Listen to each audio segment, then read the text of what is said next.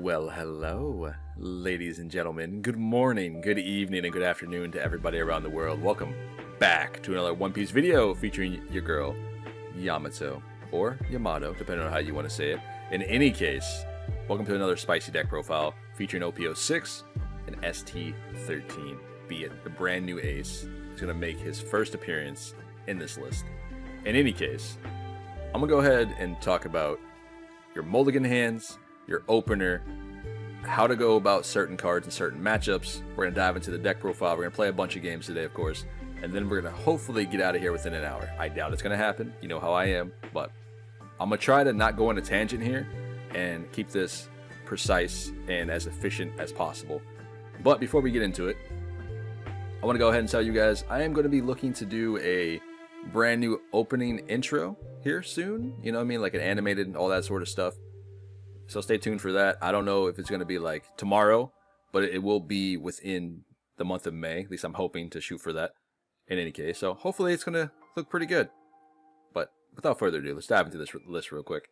So I've come to find out that a lot of Yamato players out here have a very hard understanding of what's a good opener hand, what's a bad opener hand, depending on the matchup. A lot of us struggle to play into decks like, you know, Gecko Moria, Perona, Sakazuki, all these controlling matchups, black decks essentially, in which there are key pieces in certain cards you actually need to have in your opening hand, and sometimes drawing into them is wonderful, right? But you never really know what you're going to draw. So you have a higher chance of, you know, gaining something like an Onami or like a Kikinojo on your mulligan and or opening hand, right? To be fair, you see, what, 10 cards? Which is nice. So in certain matchups, such as like Gecko Moria, for example, two pieces that you really must have in your opener are going to be your Onami and your Kikinojo. One or the other. Both of these do tremendous things. We all know what Onami does, right? This is very good in certain matchups such as Katakuri, right? Because at the end of the day, it's a trigger war in that sense. If you can banish their life without them having to activate the effects, you're in a really good position. But in decks such as like Gecko Moria, for example, they play out of the trash. So Onami doesn't get so much value as it would in a matchup versus like Katakuri. Of course, they still go to the trash, but Gecko Moria is just going to, you know, bring them back depending on if they're Thriller Bark or Navy. She does have her moments in those matchups, which really can swing it in your favor, especially if you get rid of, you know, counter cards early, especially into the late game when you need to go for game for Hody Jones. But she does have her uses, right? But the key piece that you want to see in that matchup specifically is going to be Kikinojo. In your opening hand, in your mulligan hand, you're looking for this one card here. Getting two, wonderful. But getting at least one, fantastic. Because at the end of the day, you really want to play her off trigger, right? And most Gecko Moria players, if you go first as Yamato, they're taking that AK swing. Cool, wonderful. And sometimes they'll guard out. If they guard out, you're pretty much at a very big disadvantage, considering the fact that they go wide so quickly as Gecko Moria. Whereas, depending on what variant of Yamato you're playing, whether it's Skypiea, Wano package, or a mixture between the two, it can be very hard to deal with, especially when they keep planting bodies on board, and or they discard a, what's her name called? Perona, right? If they discard a Perona, why are we not? There she is. Because in a yellow matchup here, being able to play this back from the trash and make you discard a card, such as, you know, Yamato, for example, you have to get rid of a lot of pieces in hands that you don't want to throw away. Each one of these cards here, you really don't want to throw away in the early game, but it's bound to happen versus Gecko Moria. So you're going to have to take it eventually, bite the bullet, what have you, but you don't want to throw away key pieces such as Kikinojo. This is a card in which you must stick on board on your 4-Dawn turn. If you do the 8K swing, they end up taking that 8K swing, you're done pushing for 8 to 9Ks. That's it, it's over. At that point, you're developing Kikinojo, you're swinging for 5, you're swinging for 6 with Yamato. The reason being, it sounds crazy, but hear me out. This has always been my go-to in these matchups when it comes to Gecko Moria. Simply for the fact that if I swing 8K, if I swing 9K, right, that Gecko Moria is more so inclined to take the hit because they don't want to get rid of cards in hand, which is bad for you. Because they gain 2 more cards off that life, which makes their hand size a lot more than you, and they're able to go a lot wider, faster than you are as well. Therefore, they can plant more bodies on board, they can pop cards, they can do all what they need to do. Now, when it comes to having Kikunojo on board, this is something that they don't want to remove. This will constantly keep pinging for 6 or pinging for 8 if you give it 2 Rested Dawn, which, up to you at that point. But the magic number in that matchup is going to be 6, with your leader, with Kikunojo. You want them to start pitching cards from hand, be it at 1k or 2k counters, that way you can soften up their hand to go for endgame with 9 Dawn, up to the point where you find Hody Jones and an Amaru. That's generally the game plan. Because most of the time, they will slam down bodies on board, or Peronas, constantly to keep making you discard cards. Which is a very, very good way to go about this matchup, is just making yellow not have a hand, or not having the key pieces they need, by slamming down Peronas. But, if they're slamming down Sabos and Borsalinos, you're chilling. And that's generally what they normally do, to be fair, unless they draw into their blockers. If they don't draw into blockers, again, they're doing the Perona thing, which is alright. But if they're playing down blockers and you just constantly keep going 6s, because Borsalino's a 6, right? Sabo's a 6, they have to discard cards from hand, or take the double attack, or take both damage, right? When it comes to that end game, you have the Hody Jones at 9 Dawn, you slam him down, you hit the Amaru on your leader's hitting for 8, Hody's hitting for 10. This is something that they cannot contend with if they're running with 2 life, right? 2 life left by this point. They've got like 5 cards in hand, give or take. This is all circumstantial, right? This is all like hypothetical speaking. But this is what you want to be doing to make sure you're chipping away at that hand each and every turn with your 6k leader, your 6k swings for Kikunojo, a Nami banish here and there. These are going to be your key pieces. Now, there are other new cards in this list, such as Ace. Ace does a thing, but then Ace is easily removed in this matchup. He's a 5-drop. All it takes is 1 Ice Age and then 1 Absalon, right? To just pop this guy entirely. Cool, but he got his damage in. He swung for 7 and or 9, depending on if you gave him 2 Dawn. So he got a free damage, or he took out a blocker, or what have you. He did his job. It doesn't matter if Ace gets popped by that point. It's cool. Like I said, your key piece in this matchup is going to be to protect Kikunojo at all costs. They attack into it, protect it. If they want to get rid of it, great, you gain a life. Everything else here, it doesn't necessarily matter all too much. Ace can just be replaced by another Ace, you know what I mean? Now, I am still running Momonosuke here. I'm still running 2 of these guys. I will show you, like I said, I will show you guys the list here in a split second. But I still think this man is detrimental to your lists, especially when you're playing into matchups such as, again, like Gecko Moria, or any aggro matchup. He's a 6k body that allows you to heal for 1, which is fantastic. If somehow, shape, or form, they don't have a way to deal with this on your 4 Dawn turn, she's going to stay on board swinging for 6 to 8k until you are able to bounce her to life and just, repeat the process, which is really, really strong. And you have cards such as Hiyori. We all know what Hiyori does. Is a brand new staple that came out in OPO6. It's going to be in every single yellow deck that you can think of. This isn't really something you want to play down in the early game, willy-nilly. It's great to play down to get Kikunojo to pop off life, but that's assuming you've already made the opponent have 3 life or less. That way she can, hit the board, which is great. But if you can't do that, I wouldn't worry about just planting this, because you got to keep in mind, most opponents, you have to assume, are smart. And we're talking at locals, for example. If I play down a Hiyori, and I plant something on top of my life, odds are it's probably going to be an Onami, or it's going to be a Kikunojo. If my opponent's at 4 life, and I go for a swing here for 7k with leader, let's say I had 4 Dawn, for instance, I'm guarding that hit, no matter what. Because as soon as I take that hit, that trigger is going to be live. And if it is a Kikunojo, that's 2 more attacks they have to deal with the following turn. You see what I mean? But in the later stages of the game, outside of any match besides Katakuri, because your life in that matchup is irrelevant, because they can just, rotate it, she is used for the late game.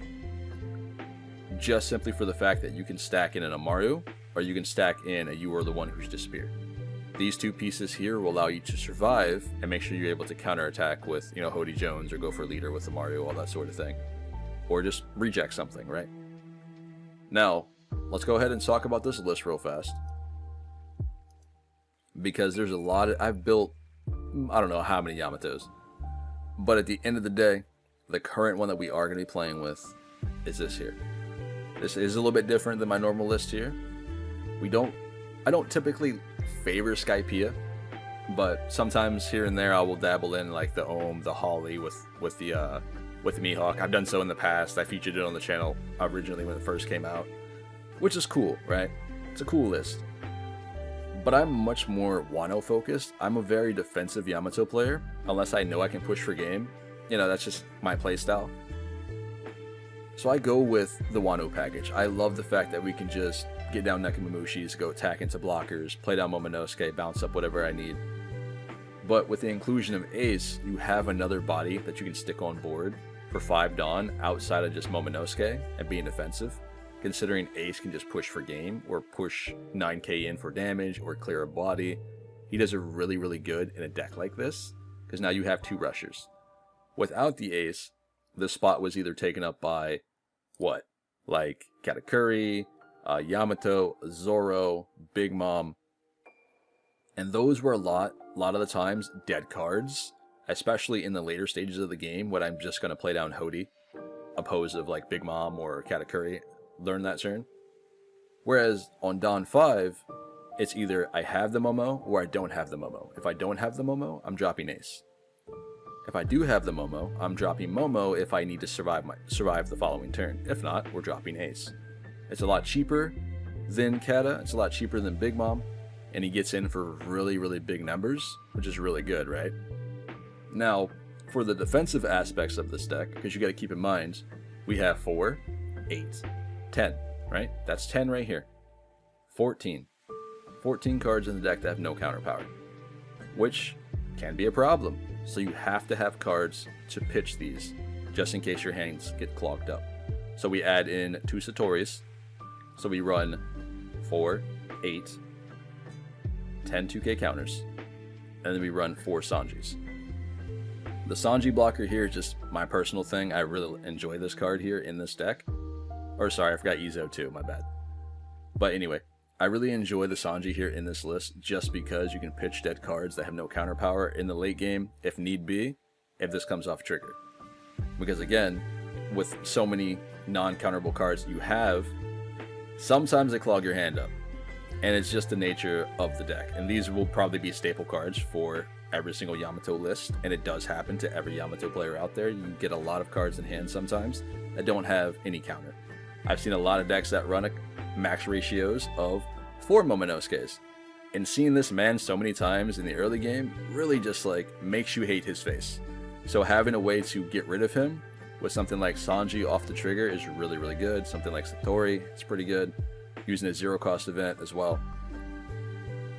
Now, you can go up on some of these ratios, be it Satori, 0 cost, if you want to take out the El Thor, be my guest. Now, this specifically is here just for that one-of moment. If I have that extra Dawn up in the early game and I'm trying to block for my like, Kikinojo, or for another like key piece, be it that your Nekomamushi here, or if you want to protect your ace, you have that extra Dawn just laying around for an El Thor. Most of the time in the late game stages, you're dropping the Hody Jones, you're dropping the Amaru. That leaves you up with 9 Dawn there, and you're going for game. If you have 10 Dawn, and you have the opportunity to save 1 for El Thor to protect yourself, by all means, this will get its use. But you can take this out if you choose to, and if you do, you can increase for Satori's, increase for a 0 cost event, or go up to 2 more rejects. Just keep in mind this card is getting banned here in OPO7, so don't get too attached to it. But in any case, this has been my current list. I do hope you guys are going to enjoy this one. Let me know what you think about it down in the comment section below. Sorry if I talk a lot. You guys know how I am. In any case, let's dive into a bunch of games here. I'll see you guys in a split second. Alright, ladies and gentlemen, let's go ahead and dive into a bunch of games today. Be it that we are playing Yamato, I don't know how long these games are going to be. Obviously, we're kind of an explosive deck, so we're going to try our best, get as many games out of the way as we possibly can. I'm hoping to at least get 5 to 7 games. I don't know if it's going to happen, but we're going to try. In any case, we are playing into a green and purple Doflamingo. This is something we don't generally see, especially at locals or even on here. Now, I guess really the only reason why we're actually going through with this matchup is because I'm hoping it's a birdcage and that's a little bit spicy. And that'd be kind of cool to feature here, other than me playing it here on the channel. You know what I mean? You have to navigate this matchup a little carefully. we don't really want to play down a Kikunojo here and then swing and get her trapped in the cage and all that sort of thing. The nice thing about it though is, if she does pop, we do heal a life for free, which is great. But this should be a more defensive build when it comes to Dofi. So they do have a lot of blockers. They have a lot of ways of playing down Sugar on board or having Sugar on board already. That way, if Hody comes down, he immediately gets arrested. So there's a lot of key things I have to look out for. And the fact that Doflamingo is able to have up 2 Dawn all of the time. So that's a lot of events he could possibly play. But at least Hody can, you know, get around that a little bit. I'm going to try my best. I at least got to push at least 1 damage in, 1 hit. That way my triggers can start being reliable and relevant. What was I going to tell you guys? Oh, yeah. So we spoke about the matchups with Gecko Moria and all that sort of things. I know that's one of the bigger matchups that people do struggle with. Yamato can generally breeze through a lot of other decks if you get the really good hand, opening hand, and if you go first and all that stuff. But there's just so many decks out there to talk about. Doing all this and within an hour or so is probably not plausible, at least for me, because I like to try to give you guys as much information as I can in every video that I do. This is why they're always long videos. And for me, I'm just like, yo, no one's gonna watch all this. But apparently, I mean, you guys tend to like it. I don't know why, so I appreciate it. But with matchups like Yamato and stuff, playing into like the Eustace Kid, ACOS Kid and all that, I kind of go about that matchup as I would with Gecko Moria. I'm not swinging for huge numbers each and every single turn. Once I get that first hit off, I'm swinging for 5 to 6 Ks. No more, no less. Because if they are playing Kid in that variant, you want to thin out that hand. That way they don't have enough counter in hand for the Eustace Kid, if that makes sense. Your key cards in that matchup are going to be Rosinante. Need to kill him at all costs, if possible.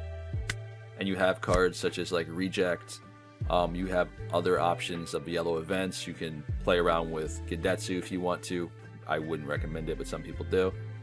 You got to make sure that card is popped at all times. So he's really the mainstay and why Kid can survive, unless you guys are thinning out the hand with the smaller attacks before you get down to that, you know, the A-drop Kid. Trying to think. The other matchups, I don't really want to say Sakazuki's difficult since Yamato's been out, which is unfortunate because in a couple of them I do make misplays. I'm not saying that Yamato always wins those matches, but it's heavily favored towards us, especially if you go first and if you have a decent hand.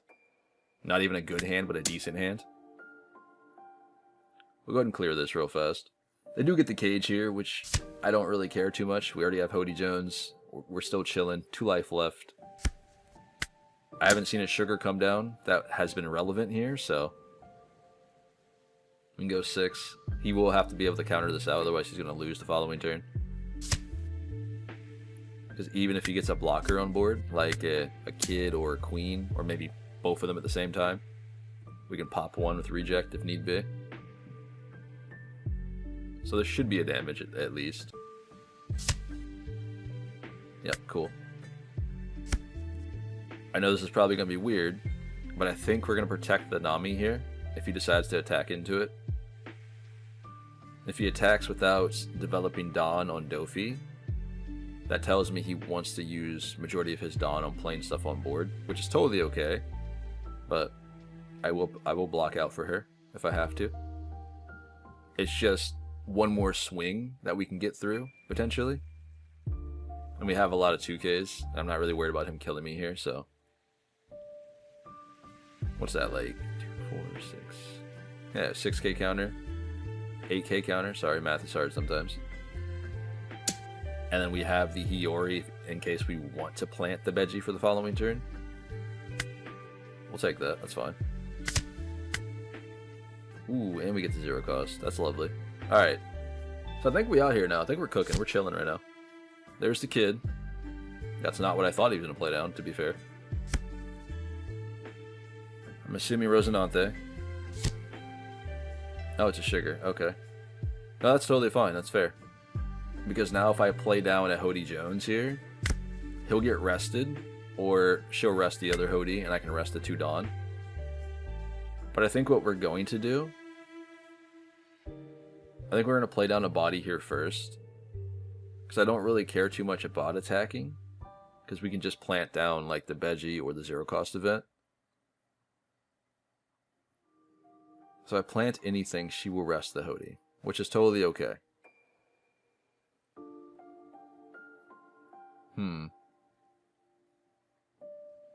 2 left. Let's just do this. I want to just be safe about it.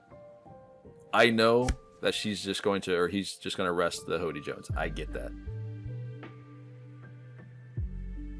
That's totally okay with me. Nice. So now we get down the Momonosuke. We can plant this back to top of life. You could argue that I could have swung first.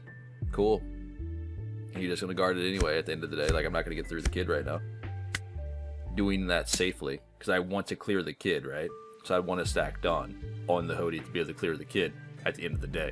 And if I do that, I won't have enough to play down the Momonosuke and do the Hiyori thing and protect myself for the following turn. So we just go 8, we get a card from hand, that's fine. So now we have a free hit, and then we have a zero cost event underneath Hiyori. So now we're chilling.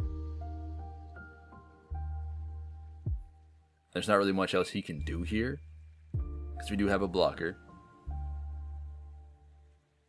Be it he's got 6 cards in hand, so it's a potential that he has a way to remove the Momonosuke here, with like something like a Kaido, give or take. And then he could try to go for game, but I think that'd be a little silly with the amount of cards I have in hand here. Does he drop the 10 cost here and just rest everybody? So I think that would be safe. Although kid, yeah, he does. Okay, he's gonna do that. Otherwise, he would just attach a Dawn to the kid, right? We just get the Hiyori back here, or we can counter out and counter here with the Izo and a Beji, because he can't get through with the Dofi. We can just take the 5k from the Dofi and just be chilling, or block out with Momonosuke here. Let's take this hit here, because if we block, we get locked down with Birdcage. You see what I'm saying? Like, yeah, you gotta think a little bit. Gotta think a little bit. All right. So what do we do? He's got no blockers on board. Potentially, we could just reject, take the last life, then go for game with Momo. I think that'd be a 12k swing, right? Math. 6, yeah. No. 14k. Yeah, 14k, because I can just attach a Dawn from leader here. He's got 2 Dawn open.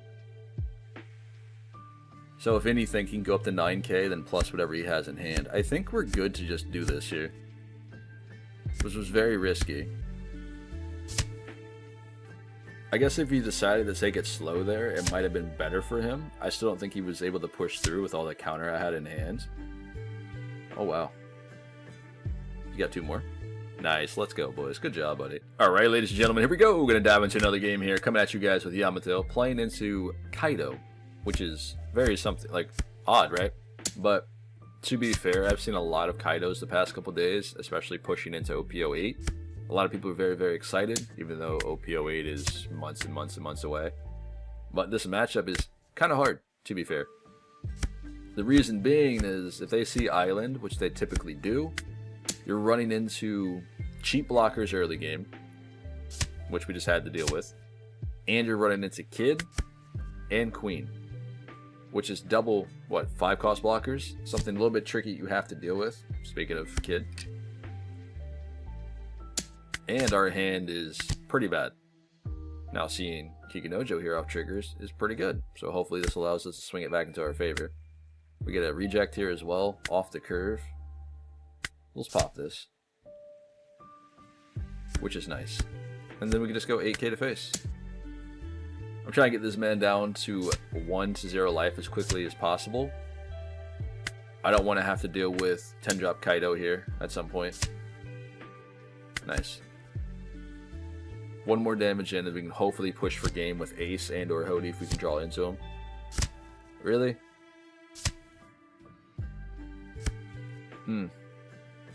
This is gonna be tough. Sure. I guess we get rid of an Ace here, right? Just to play a blocker on board. I need to survive long enough just to find Hody Jones in this match, I think. Assuming he doesn't have any more big body blockers. So, let's get your boy down.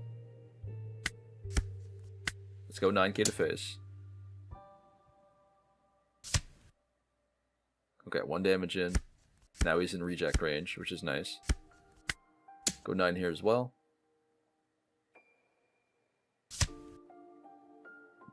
Uh-oh.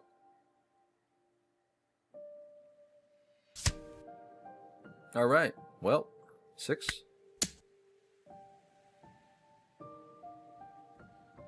Can this go through, please? You don't need the last life, bud. Just let me have it. Okay, never mind. I mean, I guess it's smart on his hand, right? To be fair. Wow.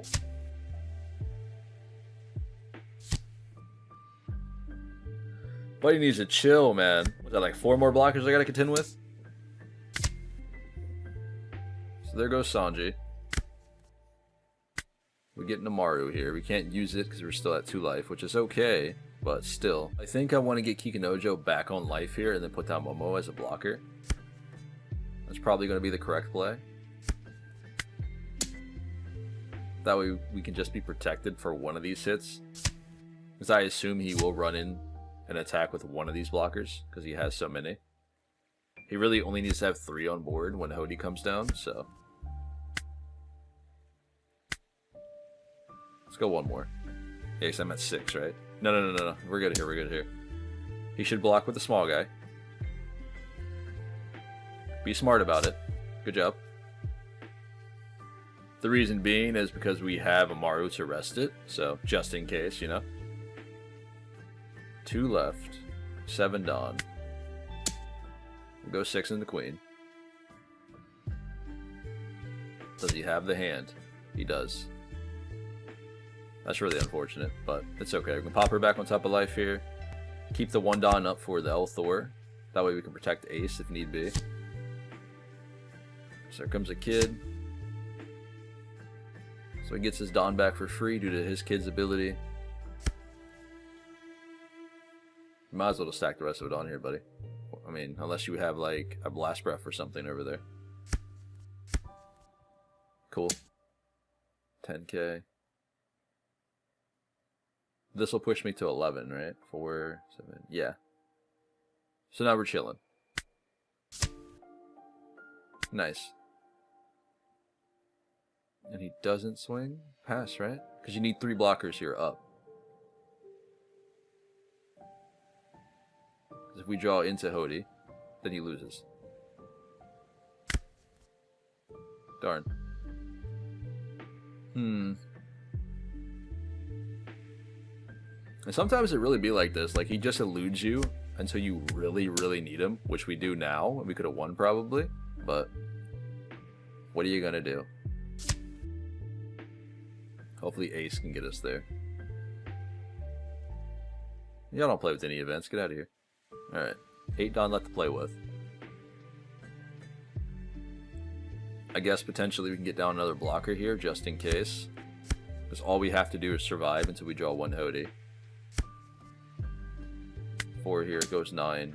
We should be able to at least pop one of these blockers. Nice. Let's get down Sanji, we'll pass it up. Now either give me a Hody before he draws into another one. And that's the way to go. Really? I did not see that coming. Was that a black bug? Okay. Respect it. Oh, okay. Alright. Sure.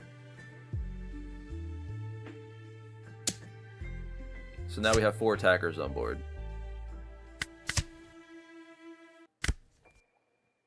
Another Amaru.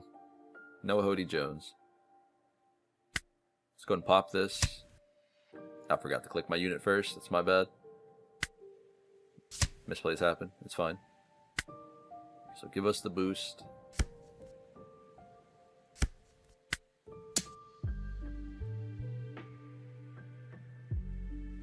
Clear a blocker here. We had to go 10k in case he had Blast Breath there, you know?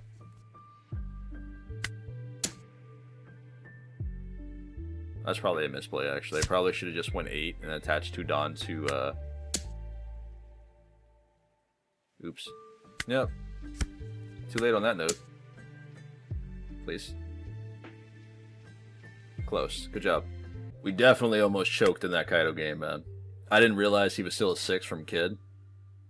So, I mean, if by whatever means that Sanji attack, you know, failed there and he had a Blast Breath for the Momo, that would have pushed him up, what, to 10k? Yeah, he would have got the game there if that was the case. Alright. Playing against Bello Betty here, it looks like. Which, you know, I'm not too mad about. These games here can go literally in under 5 minutes. And that's about it. Which is kind of crazy because these decks are very, very explosive. Both of them are. Especially if she sees curve before me, and then I'm just a goner at that point. We do have a decent hand here. We get the Onami into the Hiyori, so I don't really pay too much mind for the Kikinojo in this matchup particularly. It's more so the Onami. Because going that double attack into yellow is detrimental depending on if they see triggers or not. That can make or break a game for you, essentially. Just like into a Katakuri match, right? If they pull off a Sanji and then they pull off a Pawseplay's, you're pretty much just cooked. You know what I mean? So being able to banish one, if not both of them, is fantastic. So I guess he opted to take that hit there just to get down Ivankov and use the event. Because the event only pushed him to 8, so maybe he didn't have any other counter cards in hand at the time. Or maybe that was a misclick, I'm not sure. Sure, why not? Love to see it. We'll trash ours here. We get another Onami. Let's get the double attack in here as well. And hopefully you can rip both these cards out of life. And then go for game next turn. Nice. Yeah, so he has no counter in hand at all. Right? Yep. Let's do another one. Let's do another one real quick. Or at least ask if he wants to do another one. Cool. Because that was just very much unfortunate, I think. I think it was a given that he had no counter when he decided to take the double attack banish. Because he already pushed himself up to 8k. He just needed one more k counter. So. This hand is much better than last time, too. Because we get the Amaru with the Hody Jones and Onami. We're chilling, boys. We're chilling. So we can do... We can drop the Onami next turn, hit us with the Amaru, go to 8k, and then hopefully we get the banish off for 8. Normally they'd be ready for a 7k swing, but this is something that's kind of cheeky and not a lot of people pay attention to. Boom.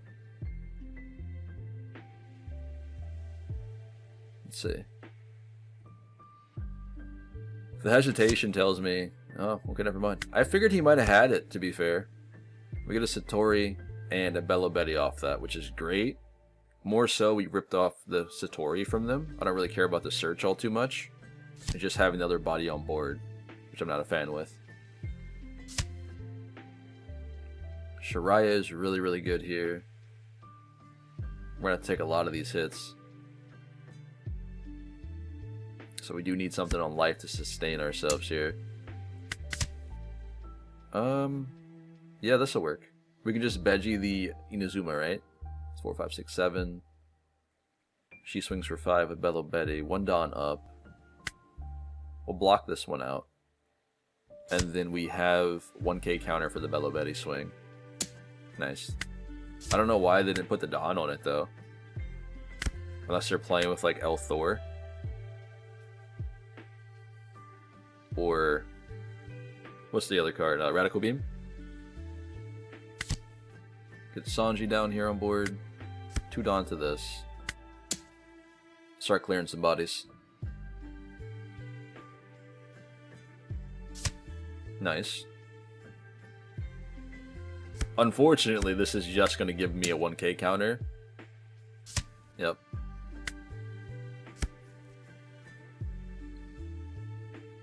But they cannot push for game here, which is really, really good for me. Do you have the discard? No. Okay. So they have no Revo Army. Oh, they do. Do they have the Revo Army effect here, or no? They don't. Sweet. Love to see it, boys.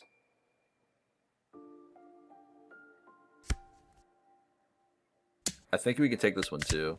We get an ace. That's nice. Drop the Hody.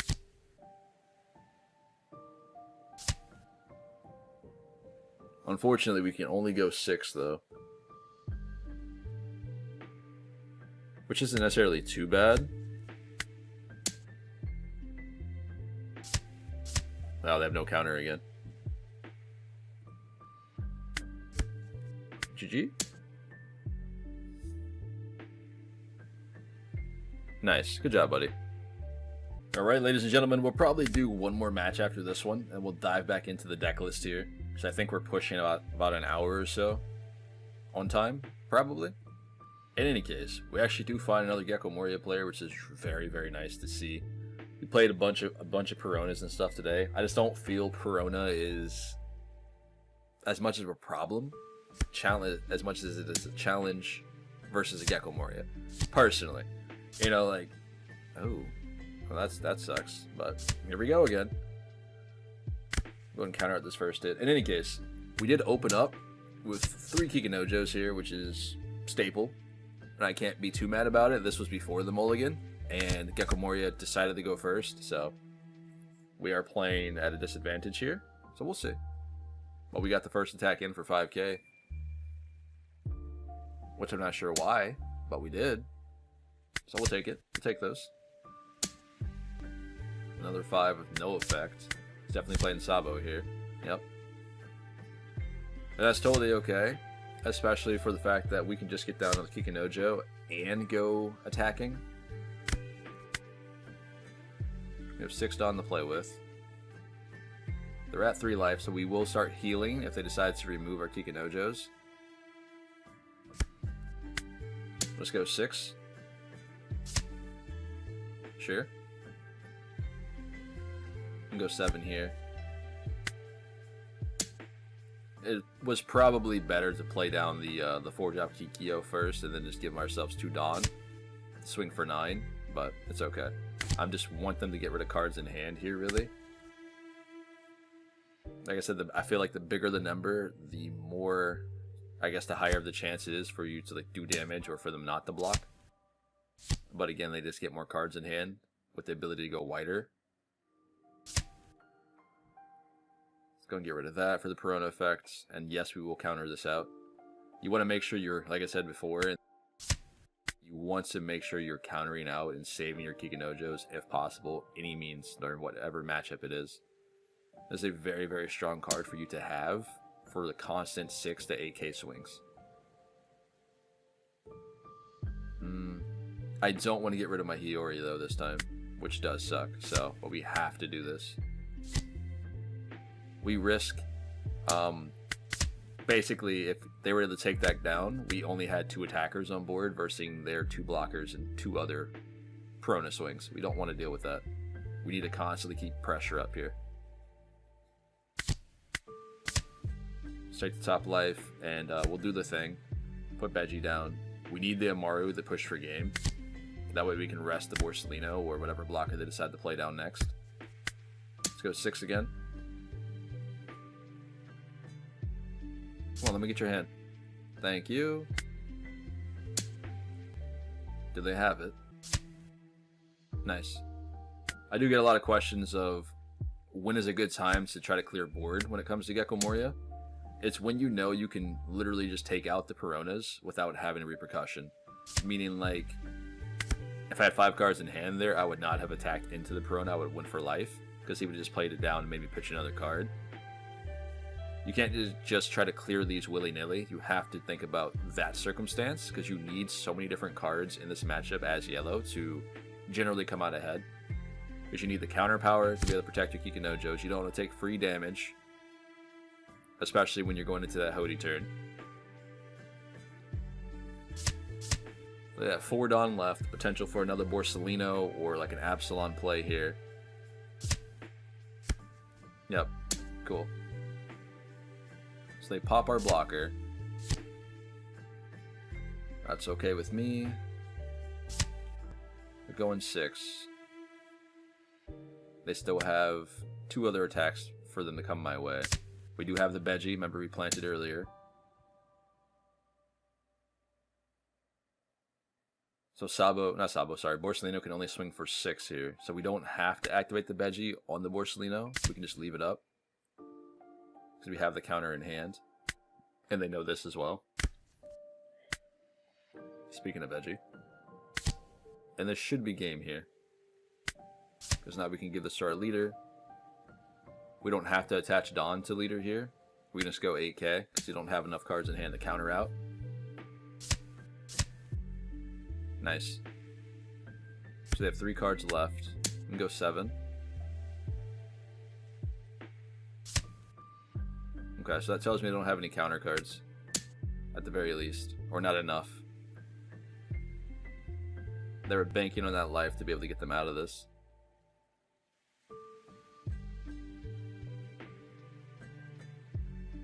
Because now we can just go 10k with Hody Jones. Won by 1 single counter. 4 cards in hand? I don't think so. Yeah, no. No, we didn't. Because they needed that 2k for the Kikinojo, and they don't even have enough for the Hody Jones. Probably be the last game of the day with this brand new list. And of course, I will be tinkering with it. I will be making changes to it, adjustments, all that sort of thing, as I normally do. So you guys will see probably another updated list when I come up with another variation of this build, which might include another Soul Focus. I don't know yet. We'll see. But for now, this is probably my favorite deck to play into in this new metagame. I think Sabo is just like Yamato.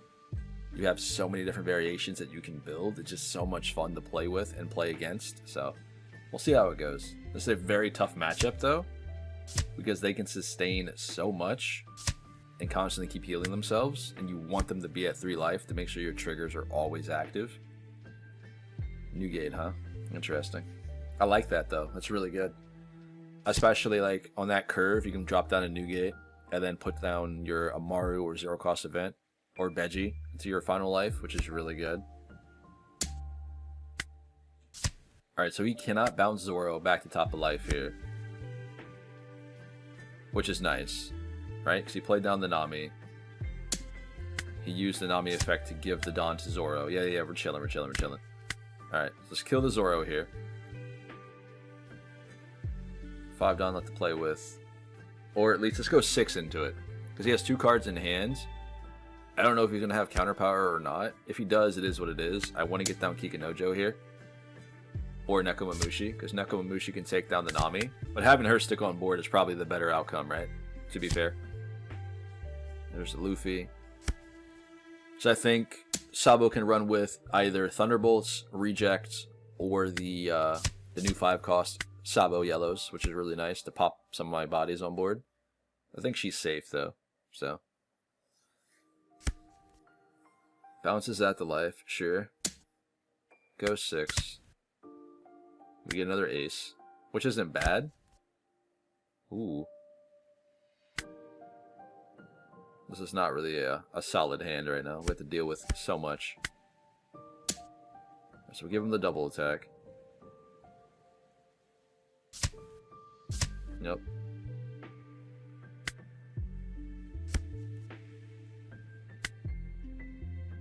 We'll play him first. Just to make her, you know, a little bit bigger. Go 9k to face.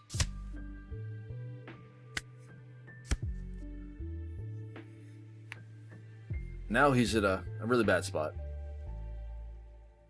Because he needs to develop a body on board like a blocker of some sort and have enough Dawn to boost something back to the top of his life. Otherwise, he's probably going to lose next turn if he doesn't have enough counter in hand. Because we're at 3, 4, 5, 6, 7. If we draw into Hody, we win, essentially.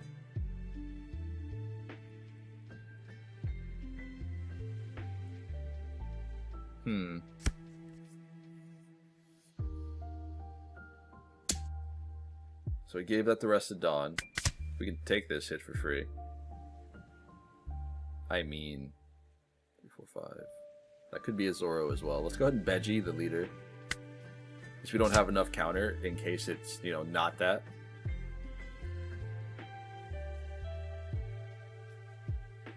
My guess is it's going to be a Zoro or a Shiraya here.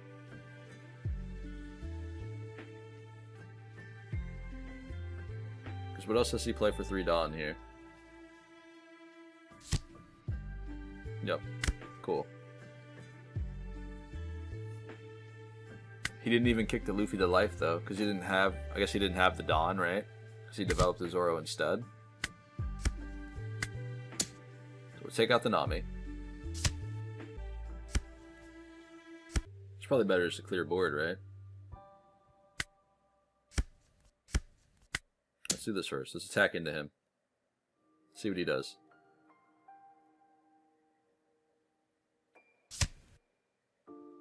Okay, so he does guard out. Cool. Bye, Luffy. Alright, he's at 10. 4 cards in hand.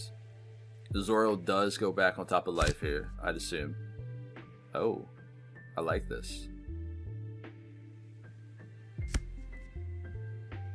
I wonder what that is, though. My guess is probably going to be a Zero, a Maru, or like a Beji. I'm not sure if he's running with any of those cards, but it's a possibility. Survive out here.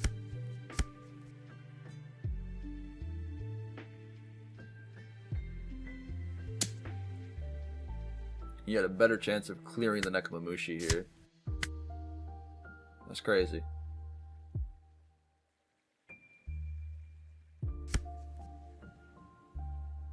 So Zoro's back in life.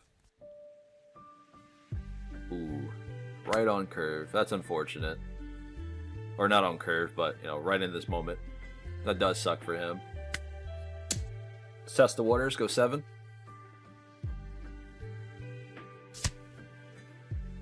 And, good game. Oh, and we get into Maru. Let's go, boys. So he pops that with Onami. That's fine. Well played. 2, 4, 6. I guess he could. Oh, no, he can't. Sweet. Welcome to the end of the video. I appreciate everyone that decided to stick around to the very end, as we usually do here on the channel. We come back to the deck list. We talk about a little bit of changes here and there to the list that I'm going to be working on, in which I mentioned a little bit here and there in the beginning of the video, but I may be thinking about cutting El Thor's and then going up either 1 more Momonosuke. That way we're running 3. The downside to this, I've tried this in the past when I was running 3 to 4 Momos, and I feel like he clutters the deck so much, and he makes me hate his face anytime I draw him when I don't need him. So I'm tempted to give him at least 1 more chance and go up to 3 and see how I feel about it. Currently, I think 2 is that sweet spot, and he does get his plays off if I need him. The other option in which I'm going to be looking to do is either drop El Thor's, go up 2 more Satori's, or go up 2 more You're the One Who Should Disappear. That's something I've already done in the past, and I know these really help the deck out quite a bit, especially this, considering we run a lot of no counter cards, be it the inclusion of Ace. Satori as well, because we can pitch the no counter to play a body on board, which is great, right? My last option for this particular build here will be something like this as well. I'm starting to very much enjoy Noah's Ark. I don't know if I like it at 2 copies. I think 3 is the sweet spot. That way you can see it at least once a game. The downside to this is, in the early game, it doesn't get a lot of value. So playing like a Hiyori to plant Arc when you're at like 3 or 4 life, depending on, you know, the state of the board, doesn't always give you benefits. More so, getting down the Hiyori to plant something like Hikinojo or Nonami, the Papa important blocker, is more so ideal. but having this to be able to plant for your end game versus like a Maru, Zero Cost Event, Noah's Ark, and Beji, to have all of those options is really, really solid. I just don't know if this is going to be super valuable here, especially for what I want it to do, but this is why we experiment. Either way, I want to talk about the giveaway that's been coming up at 4.5k subscribers, and then we're going to end the video and I'll catch you guys in another one. But we have a new giveaway that's coming up here at 4.5k, in which we will be featuring brand new playmats. I just finished a Wanu theme Zoro mat, so my graphic designer is fantastic, absolutely incredible. If you guys are interested in any of these mats that you guys do see in these giveaways or want to purchase, the link is in the description below. But we finished a Zoro theme playmat for Wanu. That will be showcased here very, very soon once it gets to the house. We're going to be working on Boa Hancock theme for OPO7. We're going to be doing the one and only Odin for EBO1. That's coming up as well. Currently, right now, being worked on is Sabo for Revolutionary Army themed. I know I have a Bella Betty one already, but I want to do a Sabo one specifically for Sabo. So Sabo is coming. I'm going to be working on, what's the other two? Marco. So Marco in Newgate. I have a Newgate theme done, which just mainly focuses on Newgate. Obviously, OPO8 is coming out at some point, so I do want to have something with Marco. We have a Crocodile theme already finished. What's the other one that we're doing? I think that's it right now. Of course, I will be adding in plenty more themes of playmat. Oh, Foxy. Foxy's one that's coming up here soon. And then we're going to be doing a Pudding, Big Mom theme. So, hopefully you guys are going to be interested in a bunch of these different playmat designs. These all will be given away for the winners. You can choose either or of these mats or ones that we've already finished. So, stay tuned for that. Once we reach 4.5k subscribers, that giveaway will go live. If you're interested on how to join that, make sure you read the community tab. All of the instructions are there. In any case, this has been Pawseplays. Remember to smash the like button. Make sure you guys subscribe for future content when it comes to the channel. Stay safe out there. I'll see you guys at locals. I'm gonna head out.